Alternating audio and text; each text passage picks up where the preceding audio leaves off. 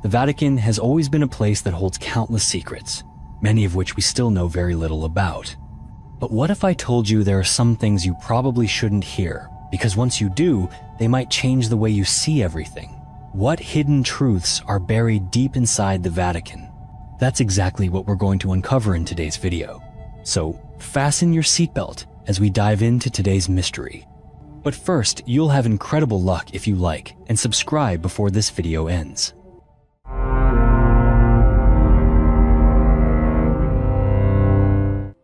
Number 33. The Divorce of King Henry VIII. In history, there are personal decisions powerful enough to change the course of all of Europe. That is the story of King Henry VIII's letter of divorce, one of the most important documents ever lost in the Vatican archives.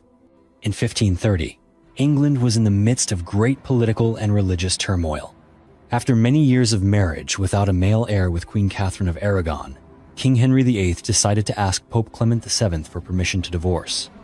The true motivation was not only personal feelings, but also a deep concern for the future of the Tudor dynasty. Henry VIII wanted to marry Anne Boleyn, the woman he believed would give him a son. Henry VIII sent an official letter to the Pope in Rome, explaining his situation and earnestly requesting permission to annul his marriage. For the Catholic Church at that time, marriage was considered sacred and unbreakable, and a king's divorce was not just a private affair, but carried major political consequences. After many months of waiting and negotiation, Pope Clement VII refused this request. That cold answer led to one of the biggest turning points in the history of Western Christianity. King Henry VIII decided to break all ties with the Roman Church and establish the Church of England, with himself as the supreme head. From this event, Catholicism and Protestantism were officially split, creating two opposing religious streams and fueling conflicts that would last for centuries. And what about Henry VIII's historic letter? For hundreds of years, it was lost among countless documents in the secret archives of the Vatican. It was not until the 1920s that researchers accidentally discovered this special letter. Sometimes, just one letter is enough to rewrite the history of the world. Have you ever written such a letter? Number 32. African Pope. Most of the popes of the Vatican have been European clergymen, white men from major cities like Rome or Paris. However, the history of the Catholic Church hides a lesser-known truth. There have been at least 3 popes of African descent, each leaving a profound mark during key moments in the early days of Christianity. The first was Saint Victor I, the 14th Pope of the Church, who reigned from 189 to 199. He made an important decision regarding the celebration of Easter, setting the rule that the holiday should be observed on a Sunday instead of varying dates as before. This was a turning point that helped unify Christian traditions around the world. Next was Saint Miltiades, who held the papacy from 311 to 314. He led the church at a very sensitive time, when Christians had just gained the freedom to worship after centuries of persecution.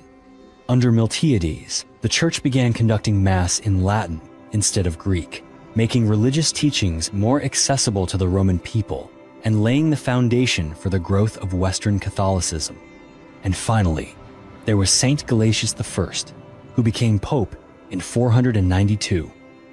He was known for his reforms in church rituals, urging the church to dedicate much of its wealth to charity, care for the poor, and support acts of kindness. He also strongly opposed lingering pagan practices in Roman society, helping to cleanse the church and strengthen the faith of its followers. What's interesting is that all 3 of these popes came from North Africa, a region that was once a center of culture and learning in the Roman Empire. At that time, skin color was not a barrier for those with talent and dedication to serve the church. It was this diversity that gave Christianity its strength and ability to spread in its earliest days. The stories of these African popes not only help us look back at history with a broader perspective, but also remind us that faith, wisdom, and compassion are not limited by skin color or background. Number 31. The heresy trial of the Knights Templar. Perhaps no military order in European history is surrounded by as many legends and tragedies as the Knights Templar. Founded in the early 12th century, the Knights Templar were once protectors of pilgrims traveling to the Holy Land, but within just a century, they had become one of the most powerful financial and military forces in Europe. However, That power and wealth would eventually lead to their brutal downfall.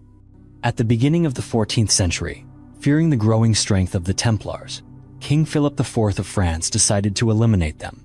Citing accusations of heresy, he ordered the mass arrest of members, confiscated their assets, and set up a series of trials filled with heavy and mostly fabricated charges. Under the crushing pressure of torture and threats, many knights were forced to confess to crimes they had never committed. In 1312, facing direct pressure from King Philip IV, Pope Clement V had no choice but to declare the dissolution of the Knights Templar. The leaders of the order were sentenced to death, many of them burned alive in public, while their names and honor were dragged through the mud for centuries to come. But history is always full of surprises. Nearly 700 years later, the Vatican revealed a shocking document known as the Pergamenum Chinon, discovered in its secret archives. This record showed that Pope Clement V had actually absolved the Knights Templar of heresy during a closed session. In other words, they were not considered heretics. However, the enormous pressure from the French king forced the Pope to condemn them anyway. Today, the story of the Knights Templar is not only the tragedy of a religious military order, but also a symbol of the fierce clash between power and politics. The mystery of the Templars remains, and questions of justice, honor, and truth may continue to haunt human history for centuries to come. Number 30. The Vatican's Exorcist Army. There's a secret that most people don't know. The Vatican has quietly been building an army of exorcist priests, and they've been doing it for many years. The Vatican has established an academy dedicated to training priests to confront evil and expel what they believe to be demons from human beings. Every year, hundreds of priests from more than 50 countries travel to Rome to attend a special course called Exorcism and the Prayer of Liberation.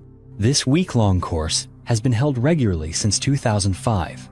The goal is to recruit and train more and more people capable of handling possessions, a phenomenon the Vatican believes is growing rapidly around the world.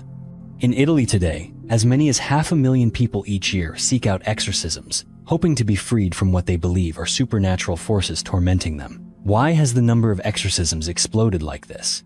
Some say it's the result of declining faith in modern society. Others believe that social media has helped spread fear and superstition.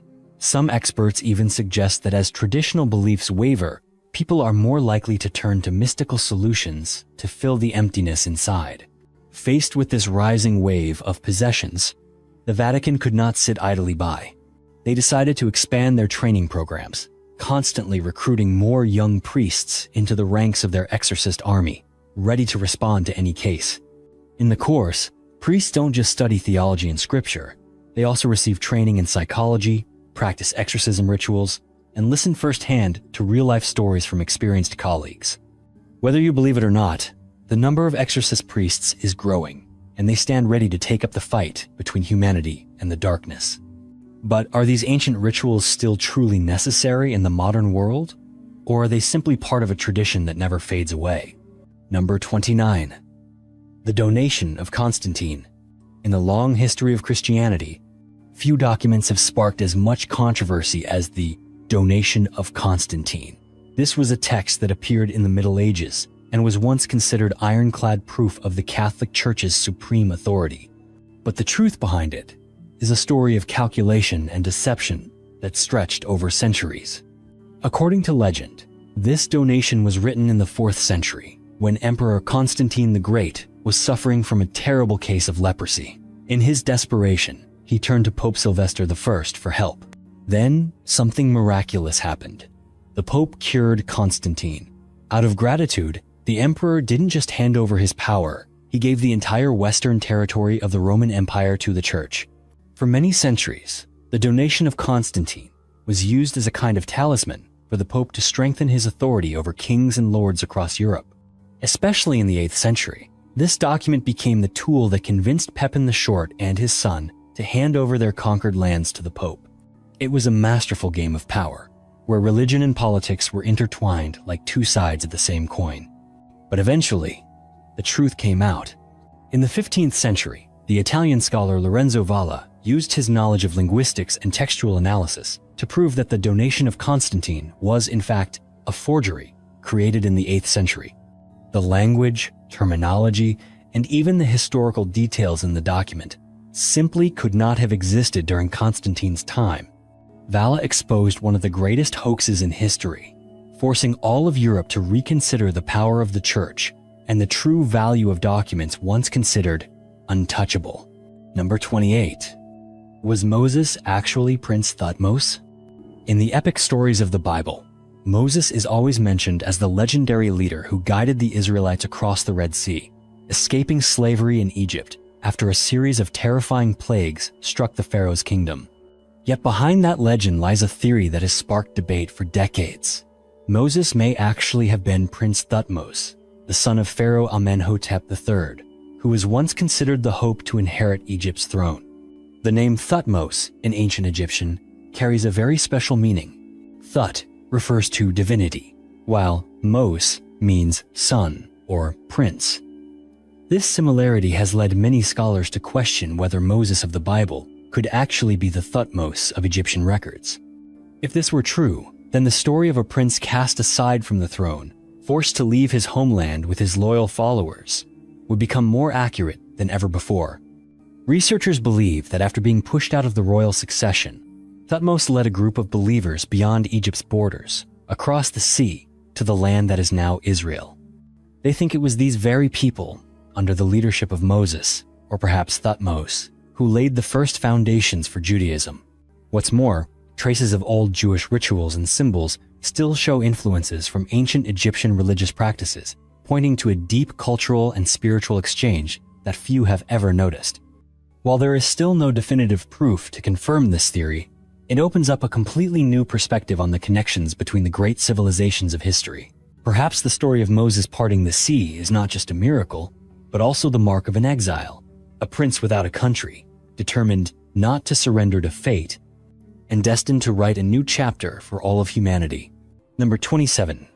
The Apocalypse of Gabriel. There are discoveries that leave the entire religious world in silence, and the Apocalypse of Gabriel is one of them. Experts have called it one of the most important religious artifacts since the Dead Sea Scrolls were found. This stone tablet has raised a wave of unanswered questions about the origins of faith and the history of humanity. The Apocalypse of Gabriel stone is believed to have appeared around the 1st century BCE, or the early years of the Common Era. That means it has existed for over 2,000 years, buried beneath the dust of time. On the surface of the stone are hand-carved lines filled with mysterious prophecies. Among them is one especially prominent and controversial prophecy. The Messiah, son of Joseph, will rise after 3 days. Just that single, brief sentence has left scholars puzzled because it mirrors the story of the death and resurrection of Jesus, but was carved before Jesus was even born. This detail has shaken both Jewish and Christian scholars. If the dating of the stone is accurate, it forces theologians to reconsider centuries of established doctrine. Is this an extraordinary sign? A strange coincidence?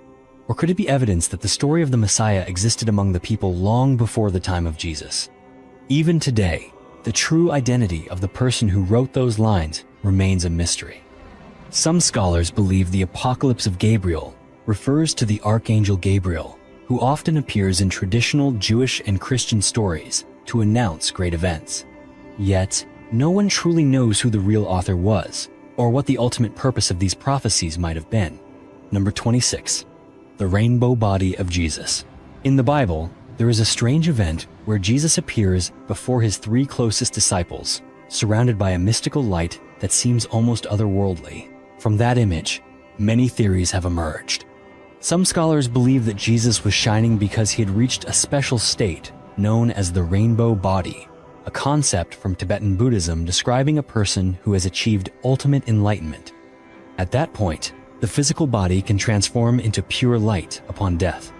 In Eastern legends, those who attain the rainbow body can merge with the universe, leaving the material world behind without any trace except their clothes. Some bold theories even claim that Jesus once studied, or was at least deeply influenced by Buddhism and other Eastern spiritual traditions. Supporters point to similarities in teachings about compassion, letting go of material things, and the way both Jesus and the Buddhas emphasize the path to inner liberation. Because of this, Some believe that for centuries, the Catholic Church has deliberately concealed or ignored the possibility that Jesus ever encountered Eastern philosophy. For many, the rainbow body of Jesus is not just a religious symbol, but a mysterious bridge linking Eastern and Western civilization. It is a reminder that great things are often born from the blending of cultures, and that every new mystery is a chance to reconsider values we once thought were too familiar. Number 25. The Magic Book of Pope Honorius III. Few would expect that among the mysteries of the Vatican, there exists a book that once shocked the entire Catholic world, a magic book said to have been written by Pope Honorius III himself. In history, Honorius III led the Catholic Church from 1216 to 1227. He was famous as an exemplary pope devoted to his faith, yet his name became linked to one of the most infamous grimoires, or manuals of magical practice, leaving many people both astonished and suspicious. This book is called the Grimoire of Pope Honorius. What makes it unique is not just its content, full of rituals, spells, and instructions for summoning both angels and demons, but also the identity of its supposed author. For centuries, rumors spread that Pope Honorius III wrote it as a secret handbook, reserved for priests willing to venture into the mystical realm. However, the truth is not that simple. The first edition of the book did not appear until 1629, more than 400 years after Honorius III had died. Many researchers believe it is nothing more than a forgery, created to exploit the faith of priests and believers. At that time, European society was still deeply superstitious and obsessed with magic. Labeling a spellbook with the Pope's name would make it appear more legitimate and powerful in the eyes of many. Despite the controversy surrounding its origins, the Grimoire of Pope Honorius continues to stir up suspicion and fear. Some believe it truly is a secret legacy that the Vatican wants to keep hidden. Others claim it's nothing more than a clever scam aimed at exploiting medieval superstition.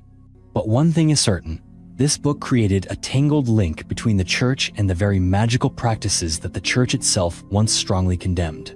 Number 24. The Vatican's Secret Court. The Apostolic Penitentiary at the Vatican is an institution that few people have ever heard of.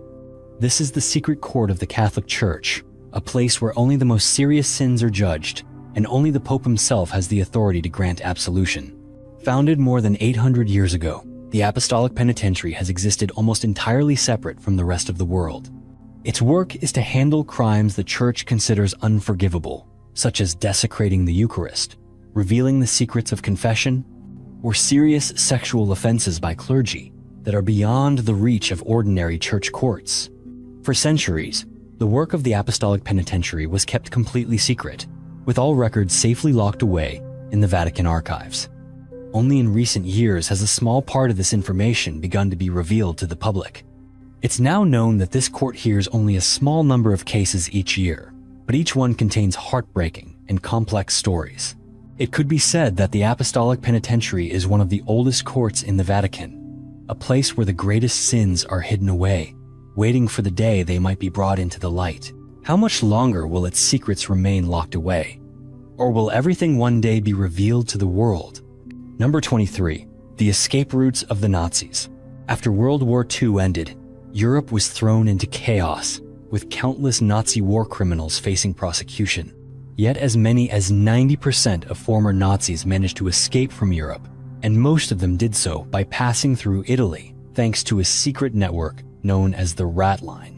What is truly shocking is that this escape operation was not only aided by secret groups, but also involved certain powerful Catholic clergy. The most prominent among them was Bishop Alois Hudal, a highly controversial figure. Not only did Bishop Hudal openly express sympathy for the Nazis, but he also used his authority and position in the Church to help thousands of former Nazis evade justice.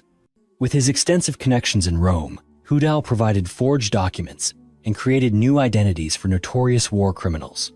After leaving Germany, many of these men found refuge in monasteries across Italy, where they were sheltered until they could safely cross the Atlantic. The Rat Lines network didn't stop there. It also took advantage of support from the International Red Cross, using refugee travel documents to help war criminals leave Europe without being detected. Even today, Ratlines remains one of the darkest chapters of the post-war era.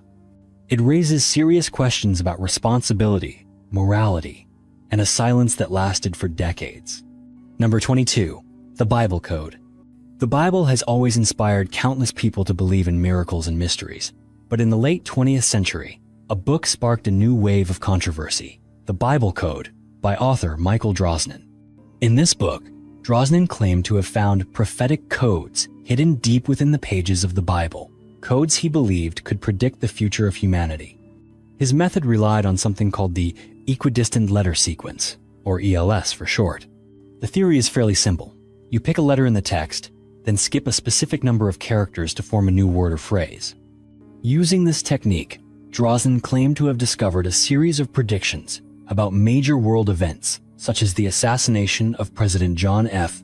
Kennedy, the 9/11 terrorist attacks, World War II, and even the creation of the atomic bomb. Many readers were unsettled by these seemingly accurate predictions, and the idea of a Bible code quickly spread across the world. Does the Bible really conceal a supernatural message about the future? However, the scientific and mathematical communities do not believe this. Many researchers have shown that the ELS method can be applied to any long text, not just the Bible.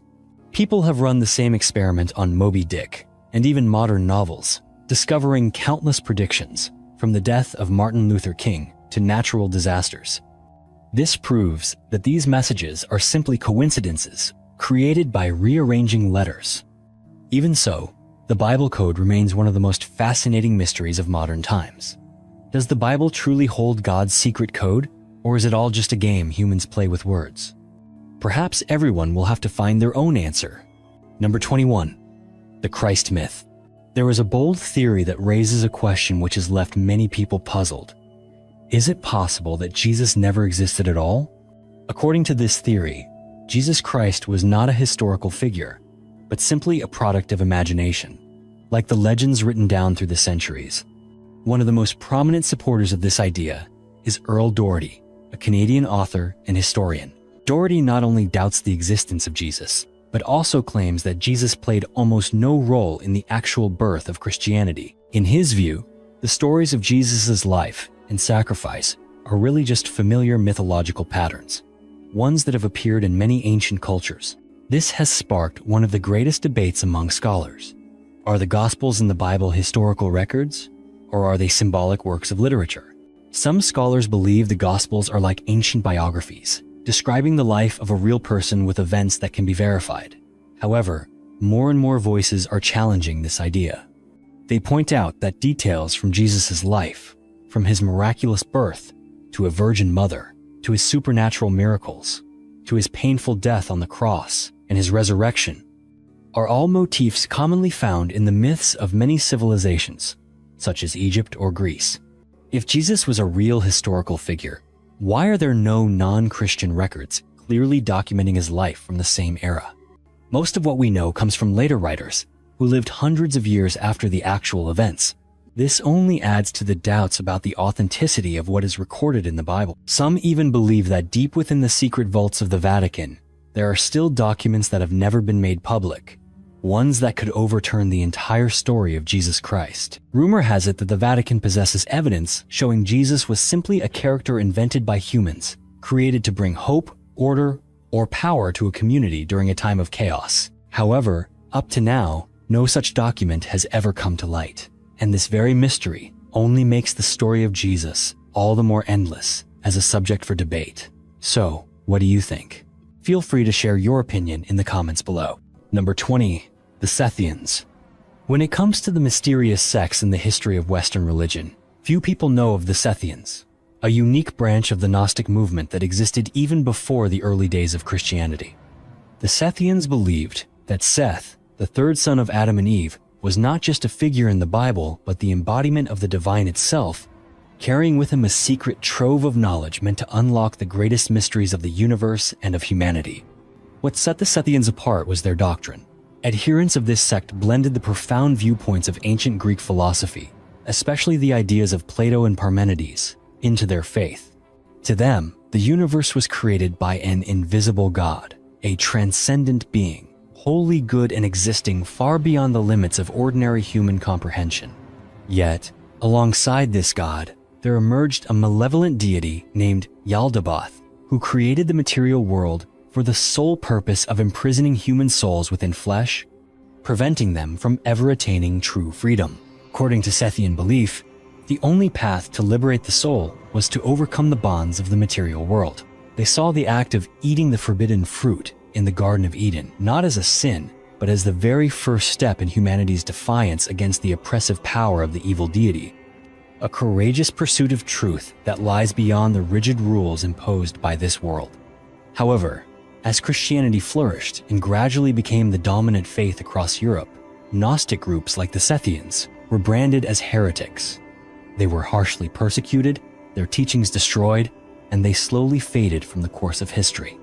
Yet, the story of the Sethians serves as a reminder that from the earliest dawn of human civilization, there have always been those who dared to question the nature of God, the meaning of life, and the pursuit of spiritual freedom. Number 19. Women as priests.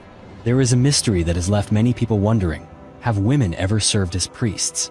The answer to this question could fundamentally change the way we think about the role of women in the early church. The Priscilla catacombs, built in the 2nd century AD and stretching for miles beneath the city of Rome, hold part of that secret. Inside these cold stone corridors, vibrant frescoes line the walls. Among them, the most striking is the one known as the Cubiculum of the Veiled Woman. It depicts a woman draped in a cloak, arms outstretched in a ritual gesture. Even more remarkable, her clothing closely resembles the vestments worn by priests during the celebration of Mass. But the evidence does not end there. In the Greek chapel, another chamber within the same catacomb complex, there is a painting that shows a group of women seated around a table, engaged in a religious rite. This image has sparked intense debate among archaeologists and historians. Did women in the early days of Christianity truly serve as spiritual leaders and officiate sacred ceremonies, just as men did? Some researchers and scholars of religious history believe that these images are compelling evidence that female priests once existed within the first Christian communities. These frescoes are not simply works of art. They reflect a form of religious life that was far more diverse and inclusive than we might expect. However, this interpretation faces fierce opposition from the Vatican. Church representatives insist that these images are purely symbolic or products of the artist's imagination, and do not serve as historical proof of women serving as priests. The Vatican maintains that the tradition of the Church was built on the example set by Jesus, emphasizing that there has never been an official female priest in the history of Christianity. Was the religious history of the early Church more open and varied than we have been led to believe? Or are these traces merely illusions of the past? And could there be other stories about women in positions of spiritual leadership that still remain hidden in the shadows? Number 18. The Letter of Mary, Queen of Scots. Among the secret documents kept deep within the Vatican archives, there is a letter that carries an entire tragic chapter of European history. It is a letter written in French by Mary Stuart, Queen of Scots, addressed to the Pope on the 23rd of November, 1586. As she penned those final lines, Mary was not only pleading for her own salvation, but she was also recording the pain and harsh fate of a dethroned queen. The letter was written at Fotheringhay Castle, where Mary was held captive after nearly 20 years in exile. Her life had been a relentless struggle, from ascending the throne at a very young age to being overthrown, forced to flee her homeland, and finally imprisoned by her own cousin, Queen Elizabeth I of England, who feared Mary as a threat to her crown. In the letter, Mary earnestly begged the Pope for forgiveness for her mistakes and pleaded for the final protection of the supreme leader of the Catholic Church. She recounted the years she spent in chains, the betrayals, and the loneliness endured by someone who had once been a queen. Mary sought not only forgiveness for herself, but also warned the Pope of the intrigues and dangers posed by certain cardinals in the court. She claimed that the trial condemning her was illegal and unjust, and implored the Pope to speak out in her defense. Yet all of Mary's efforts were in vain. The Pope never replied. Her last hope faded when she was sentenced to death for allegedly plotting to assassinate the Queen of England. Today, that letter remains carefully preserved in the Vatican archives, a testament to a turbulent era in history and a symbol of both the resilience and the despair of a queen facing the final moments of her life. Number 17. The Michelangelo extortion case. The Vatican is sometimes home not only to stories of faith, but also to cases that entwine the world's greatest names in art history. In 2015, the Vatican was suddenly confronted with an extortion letter demanding the ransom of two invaluable documents directly connected to the Renaissance genius Michelangelo. The anonymous culprits demanded a sum of 100,000 euros. What shocked everyone was the fact that these two documents had actually been stolen in 1997, yet for nearly 2 decades, the theft had been kept entirely secret. Only upon receiving the extortion letter did the Vatican officially acknowledge the incident to the public. So, what were these documents? One was a handwritten letter by Michelangelo himself. Such surviving letters from him are exceedingly rare and are considered priceless treasures. The second document, though it contains only Michelangelo's signature, is still enough to make art collectors and historians around the world covet it. Faced with the demand to buy back these relics, the Vatican firmly refused to negotiate with the extortionists. They declared they would never yield to any form of criminal pressure, regardless of the value of the documents involved. Yet, what is most striking is that for almost 20 years after the theft, the Vatican kept everything hidden from public scrutiny. To this day, the two precious documents bearing Michelangelo's name have never been recovered, and the identities of those behind the extortion remain an unsolved mystery. If you know where those documents are, you might want to contact the Vatican for a reward. Number 16. The conspiracy behind the crucifixion of Jesus. For 2 millennia, the story of Jesus' crucifixion and resurrection has been the cornerstone of Christian faith. Yet, there have long been rumors of a secret hidden deep within the Vatican archives that could shake the very foundations of Western religious history. According to a highly controversial theory, the crucifixion of Jesus was, in reality, a meticulously orchestrated conspiracy. It is believed that there exists a secret document concealed within the Vatican that records the truth. Jesus did not actually die on the cross. Instead, he was saved through a clandestine arrangement with the Roman governor Pontius Pilate, the very man responsible for ordering the execution. The story goes that, as Jesus hung on the cross, he was offered a sponge soaked in vinegar to drink. But according to this conspiracy theory, the sponge was actually laced with a powerful sedative, sending him into a deep, death-like coma. Jesus was then taken down from the cross in a state of clinical death and secretly revived by his disciples. In this version, the miracle of resurrection 3 days later was nothing more than his awakening from a profound state of unconsciousness. If this theory were true, it would become the greatest secret ever kept by Christianity. The idea that Jesus did not die on the cross would not only transform the very foundation of doctrine, but would also raise countless new questions about the true roles of historical figures and the real purpose behind the entire biblical narrative. To this day, all of this remains only rumor and speculation. There is no verified document telling this story, and the crucifixion conspiracy endures as a subject of debate, one that continues to spark the curiosity and imagination of many. Number 15. The trial of Galileo. There have been moments in human history when a single new idea could cost its creator everything. Such is the story of Galileo Galilei, the renowned Italian astronomer and philosopher. On the 12th of April, 1633, Galileo was brought before the Inquisition in Rome.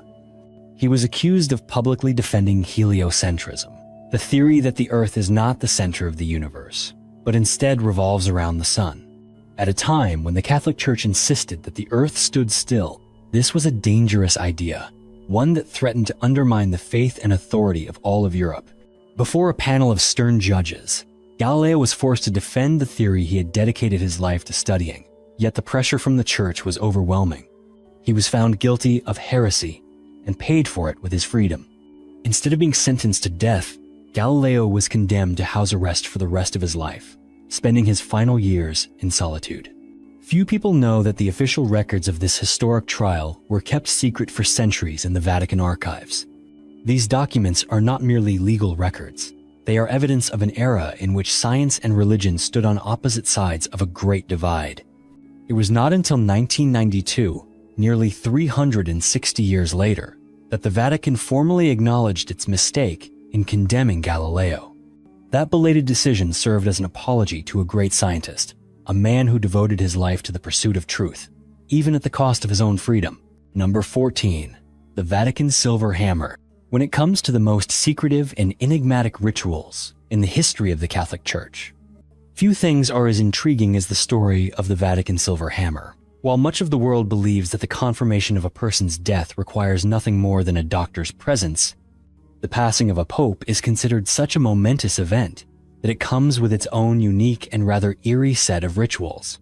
According to ancient tradition, when a pope dies, the person who holds the title of Camerlengo is charged with confirming the pope's passing.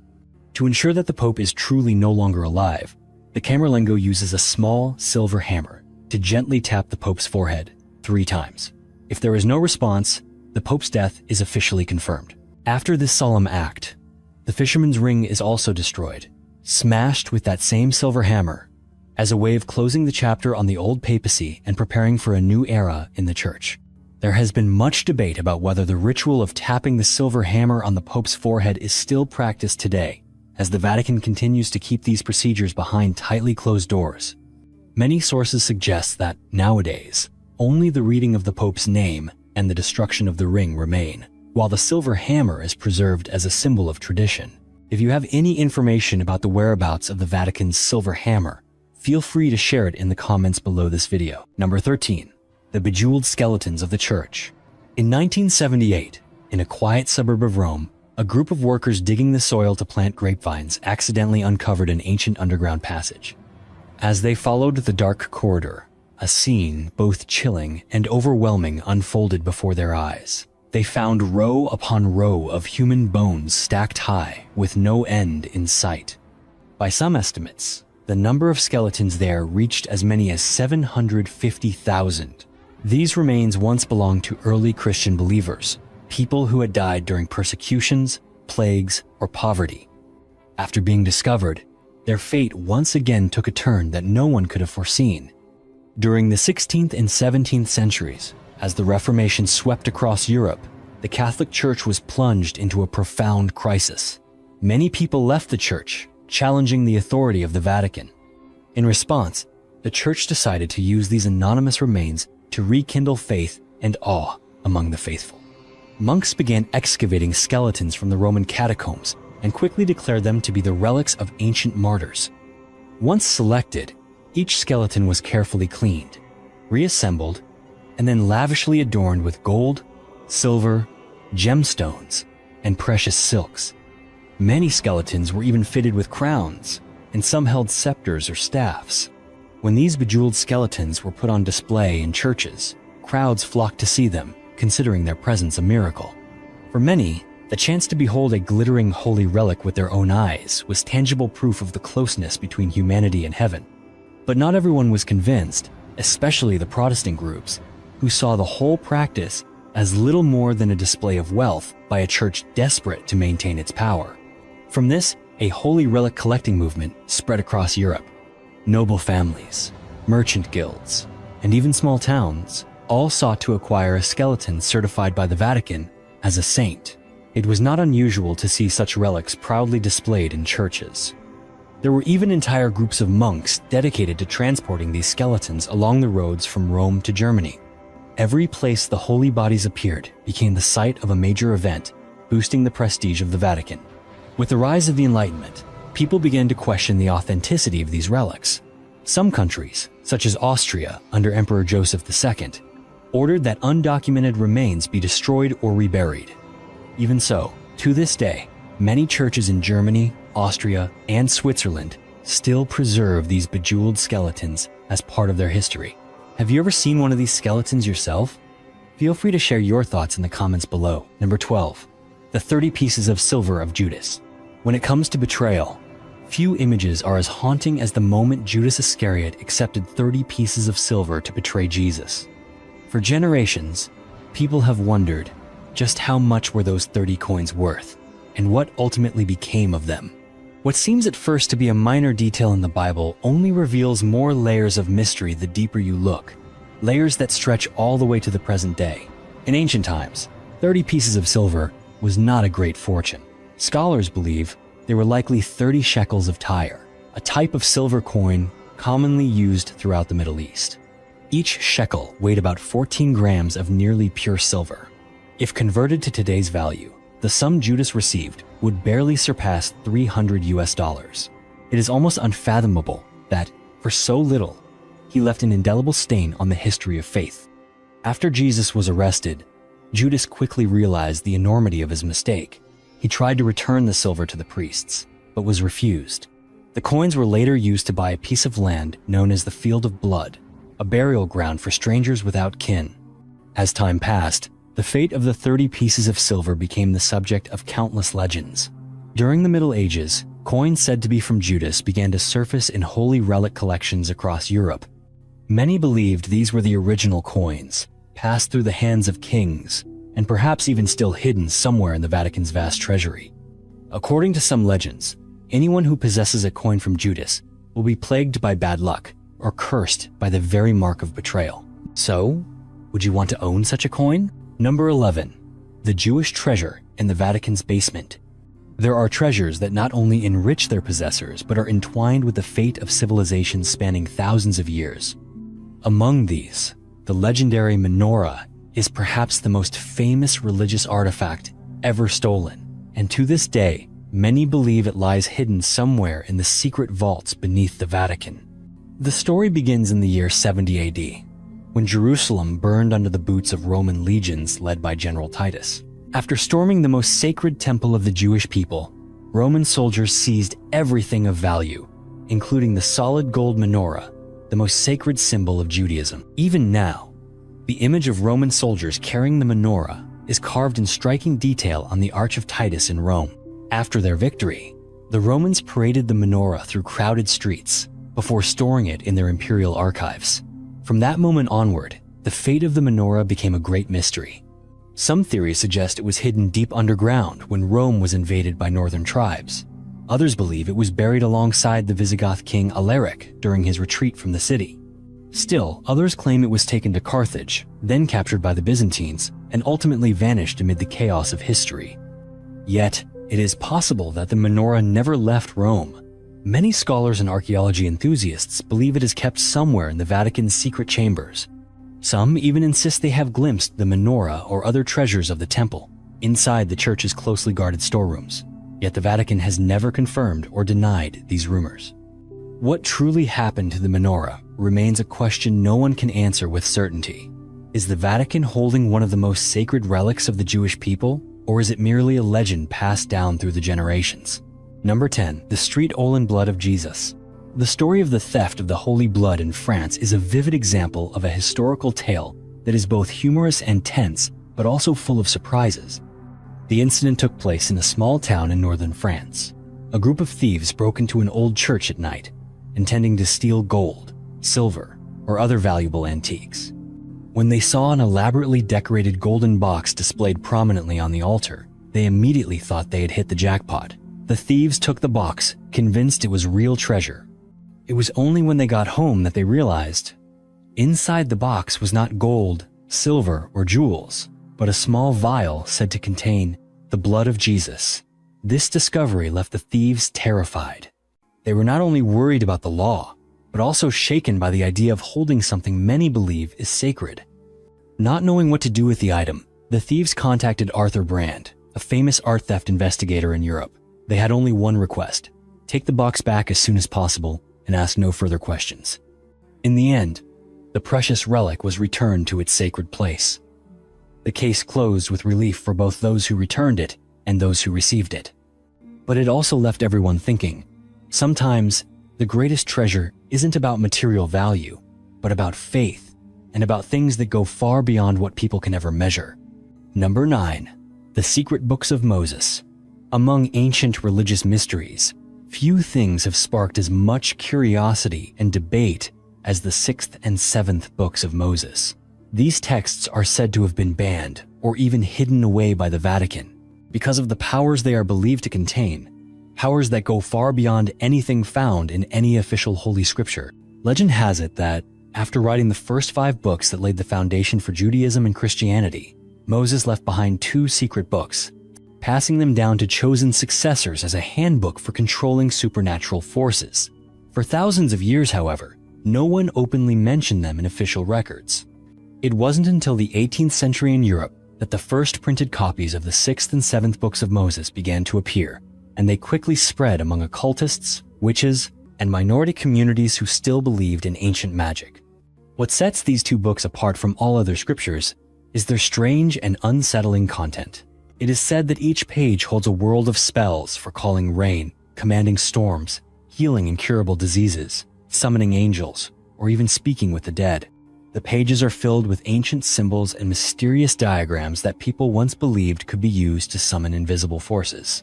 Because of this, the 2 books have never been recognized by the Church. In fact, they have been officially banned. Some modern scholars argue that these books were simply the creation of German printers during the boom of occultism. They exploited the name of Moses to sell their books to the superstitious. But there are other opinions, too. Some say this is not the first time important texts have been banned or hidden away.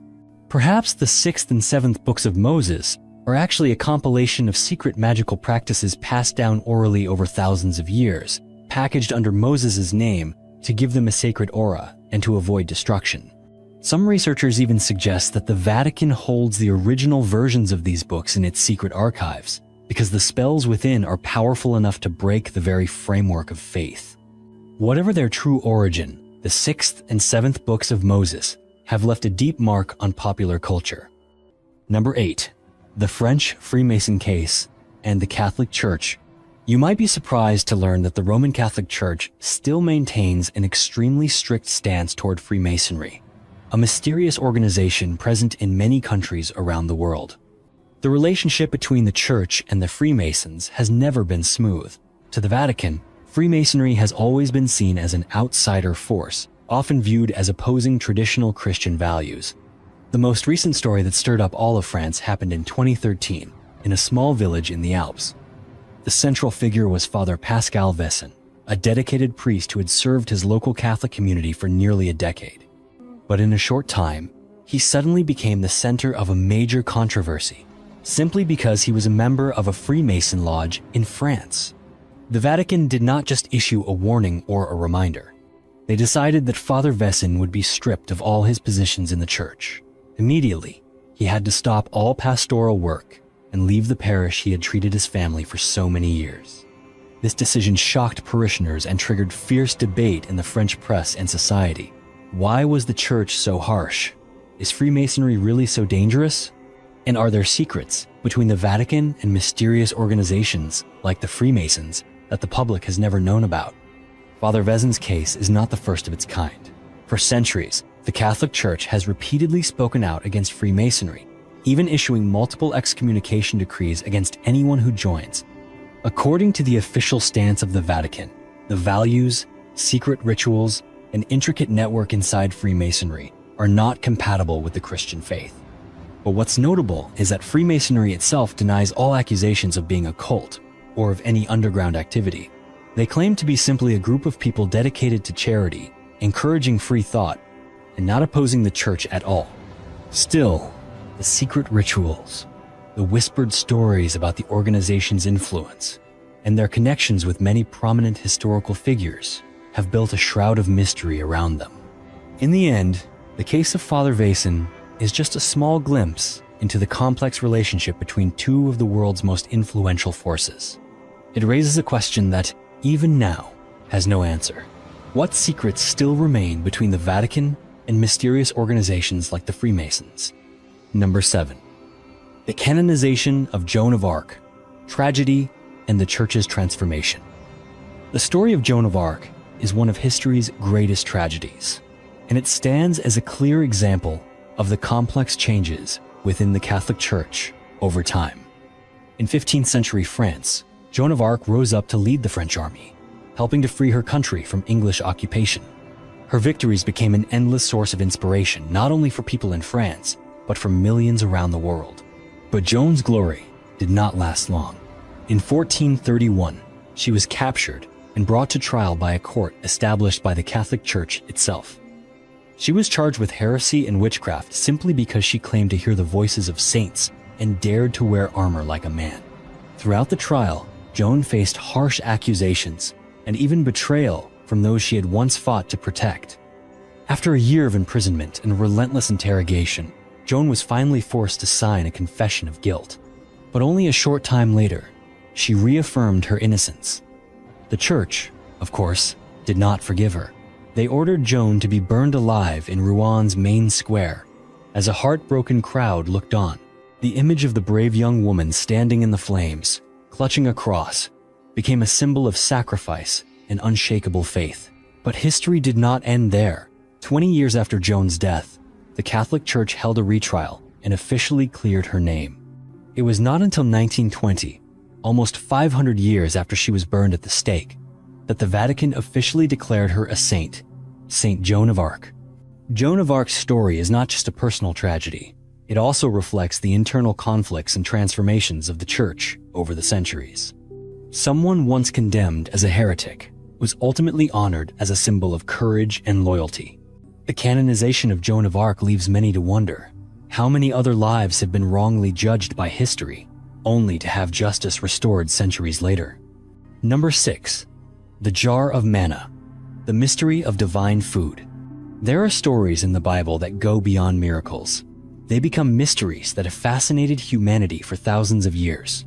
The tale of the jar of manna is a perfect example. According to the Bible, when the Israelites wandered for 40 years in the desert after leaving Egypt, they faced countless hardships: burning heat, hunger, thirst, and despair. In those desperate times, God performed an unprecedented miracle. He sent manna down from heaven, a mysterious food that was enough to sustain the entire nation day by day. Ancient texts describe manna as small, white flakes with a mild sweetness, which could be used to make bread, and every morning it appeared on the ground like a layer of dew. But what made manna truly special was not just the miracle that kept a nation alive. Moses instructed his brother Aaron to take a portion of the manna, place it in a golden jar, and put it inside the Ark of the Covenant. This was meant to remind future generations of God's wonders and faithfulness. Yet, over the course of history, the jar of manna vanished without a trace. No one knows exactly where it went or how it was lost. Some believe that when the temple in Jerusalem was destroyed, the priests managed to hide the jar of manna along with the Ark of the Covenant underground. Others claim this treasure was secretly taken to Ethiopia, where an ancient church still insists it guards the Ark. And of course, there are theories that the Vatican holds the jar of manna, along with other sacred relics, deep within its secret archives. Even today, despite many attempts to find it, the jar of manna remains an unsolved mystery. It is not just evidence of a biblical miracle, but also a symbol of faith, patience, and the longing to connect with wonders beyond human understanding. Will this secret ever be revealed? Or will it forever remain part of humanity's sacred mysteries? Number 5, the Holy Grail. There are symbols in history that are both familiar and wrapped in layers of mystery, and the Holy Grail is one of them. You might have heard of the Grail through stories of King Arthur, the movie Indiana Jones, or the novel The Da Vinci Code. But few people realize that behind all these dramatic tales lies a legend that has lasted for thousands of years. According to Christian tradition, the Holy Grail is believed to be the cup that Jesus used during the Last Supper, his final meal with his disciples. It was also said to be the very chalice that caught the first drops of Jesus' blood as he was crucified. From then on, the Holy Grail became a symbol of divine power. Whoever possessed it was believed to gain eternal life, boundless health, and everlasting youth. But the journey of the Grail didn't end there. In the 12th and 13th centuries, writers like Chrétien de Troyes and Robert de Boron breathed new life into the legend. In their stories, the Holy Grail became the ultimate treasure sought after by the knights of King Arthur's legend. These knights not only had to overcome harsh trials, but also had to prove themselves worthy, pure of heart, to find the Grail. Robert de Boron even introduced a new character to the story, Joseph of Arimathea. He was believed to be the first guardian of the Grail and brought it to Glastonbury. From there, the Holy Grail became more than just a sacred object. It became entwined with the historical mysteries of Europe. So, what exactly is the Holy Grail? Some believe it is truly a cup with the power to heal and to bless. The poet Wolfram von Eschenbach wrote that the Grail was actually a stone from beyond the stars, called Exilus. This stone was said to have the ability to cure illness and enlighten the human soul. The mystery only deepened with the arrival of the Knights Templar. Legend has it that after the Crusades, it was these knights who became the secret protectors of the Holy Grail. However, they were eventually hunted down and destroyed by King Philip IV of France, possibly because of their connection to the Grail's secret. To this day, the Holy Grail remains one of the greatest mysteries in the history of Western religion. Is it a cup, a stone, or a secret bloodline? No one really knows. And perhaps it is this very uncertainty that has made the Holy Grail such a captivating symbol through the ages. Number 4, the Veil of Veronica. Among the most famous and most controversial relics of Christianity, perhaps nothing is as mysterious and moving as the Veil of Veronica. The story begins in the final days of Jesus on earth, as he was forced to carry the cross on the road to Golgotha. According to legend, amid the crowded street and in different faces, a woman named Veronica bravely stepped out from the crowd. She quietly offered her veil to wipe the sweat and dust from Jesus' face. Miraculously, when she pulled the cloth back, the image of his face was imprinted on the fabric. However, if you open the Bible in search of this story, you won't find it in any of the Gospels. The legend of Veronica and her veil only appears in apocryphal writings and was passed down orally starting around the 7th century. For many, then, this story is both a symbol of compassion and an unsolved mystery. The veil's mystique is only heightened by the relics that remain today. There are several holy veils preserved in different churches. The most famous version is said to be kept in St. Peter's Basilica in Rome, while another is venerated in the town of Manipello, Italy, where it is called the Holy Face. What is remarkable is the fabric of these veils. There are no signs of paint or dye, yet the face on the cloth is so clear that modern scientists still cannot explain how the image could have appeared. There's more. Theories from some scholars suggest that Veronica's veil may be connected to an even older relic. According to legend, King Abgar of Edessa once received a cloth bearing the image of Jesus and believed it healed him of illness. Is the Mandylion the same as the Veil of Veronica? Or are these simply overlapping legends that merged over time? One thing is certain. Whatever its true origin, the Veil of Veronica has become a symbol of compassion and miraculous healing. For centuries, pilgrims have journeyed to see or touch the Holy Veil, believing that just a glimpse or a touch can bring protection and blessings. Yet, the origins and authenticity of each version of the Holy Veil remain a topic of endless debate. Number 3, nails of the cross. Perhaps no symbol is more powerfully connected to the passion of Jesus than the nails driven through him on the cross. But do the actual nails used in that historic crucifixion still exist today? In recent years, 2 ancient Roman nails were discovered in Israel, sparking a wave of curiosity around the world. What made the story even more intriguing was that both nails were believed to be directly linked to the tomb of Caiaphas, the Jewish high priest who handed Jesus over to the Roman authorities. Some chemical analyses showed that the soil and residue on the nails matched the geological layers found in the tomb of Caiaphas. However, Israeli archaeologists rejected this conclusion, arguing that there was not enough evidence to prove the nails truly came from that tomb. The truth is, all over the world, dozens of churches and chapels display nails claimed to be the real nails that pierced the hands and feet of Jesus. So, which ones are authentic? Is there a single nail that truly lay on Golgotha more than 2,000 years ago? The story became even more compelling when Dr. Aryeh Shimron, an Israeli geologist, conducted detailed research on these 2 nails and published his findings in the documentary, The Nails of the Cross. He presented evidence from physical, chemical, and biological perspectives, but in the end, nothing could be confirmed for certain. The tradition of searching for the holy nails actually began very early, starting with Saint Helena. She was the first to organize pilgrimages to the Holy Land, and she claimed to have discovered both the true cross and the nails of Jesus. Hundreds of years have passed since then, and countless nails have been revered as sacred relics, but no one knows which are real and which are not. And like so many other mysteries, the question, which nail is real, seems only to make their allure even stronger. Number 2. Spear of Destiny, the Holy Lance. Among the Vatican's collection of mysterious relics, there is one weapon that has haunted both kings and dictators for thousands of years. That is the Spear of Destiny, also known as the Holy Lance, the spear believed to have pierced the side of Jesus as he hung on the cross. Legend has it that, in the final moments on the cross, a Roman soldier named Longinus used this spear to pierce Jesus' side, making sure that he had truly died. From that moment, the spear became more than just a weapon. It turned into a symbol of power and even of the ability to control the fate of entire empires. The legendary power of the Spear of Destiny did not end with the stories in the Bible. Over the centuries, this spear has been linked to some of the most powerful figures in European history.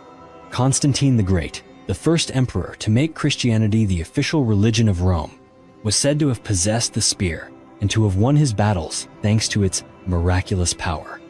In the Middle Ages, Charles IV, the Holy Roman Emperor, considered the spear a royal treasure and kept it in his castle. Later on, the spear passed through the hands of Napoleon Bonaparte, who reportedly longed to possess it to strengthen his rule. In the 20th century, the legend of the Spear of Destiny became an obsession for Adolf Hitler. It is said that Hitler believed whoever owned the spear would control the destiny of the world. When World War II ended, American soldiers found a spear hidden in an underground vault beneath the city of Nuremberg. Today, a spear is kept at the Hofburg Museum in Vienna, Austria. Experts have determined that this artifact was made in the 3rd or 4th century AD, hundreds of years after the crucifixion took place. Yet no one can say for sure whether this is truly the original Spear of Destiny or just a replica created to serve the ambitions of kings and dictators throughout history. Whether real or not, the Spear of Destiny still holds the allure of being one of the world's most mysterious and powerful relics, a sacred object that many believe could change the fate not just of one person, but of all humanity. Number 1. The Holy Belt of the Virgin Mary. According to ancient legend, at the time of the Virgin Mary's death, all of the apostles were brought by angels to her bedside, except for St. Thomas, the famously doubtful apostle who was often late. By the time Thomas finally arrived, Mary had already left this world. He pleaded for a sign to strengthen his faith. In answer to his prayer, the Virgin Mary appeared and placed her belt directly into his hands as proof of her passing. From that moment, the small belt became a symbol of the connection between earth and heaven, a faith that never fades. But the story of the Holy Belt did not end there. In the 12th century, an Italian merchant on pilgrimage to the Holy Land married the daughter of the person entrusted with keeping the sacred relic. After their wedding, he brought the belt back to his homeland, and from then on, the Holy Belt began a new journey in Italy. At one point, the belt nearly fell into the hands of thieves, but every attempt to steal it failed. Thanks to this, the Holy Belt has been preserved and cherished for centuries. Today, the Holy Belt is kept in the Cathedral of Prato, a magnificent church in the region of Tuscany. Each year, the relic is only displayed publicly 5 times, on major feast days, drawing thousands of worshippers and pilgrims from all over the world. These events are not just opportunities to admire one of the oldest surviving relics, but also moments for people to reflect on faith, on miracles, and on the wonders that history has managed to preserve until now. Whether you believe in miracles or not, the story of the Holy Belt of the Virgin Mary remains a testament to the power of tradition, of devotion, and above all, to the hope that people place in small but deeply meaningful objects. Thank you for staying with us until the end of today's video. Was there something that caught your interest or made you want to share your thoughts? Don't forget to subscribe to the channel and turn on notifications so you won't miss any of our upcoming stories. We'll see you in the next video.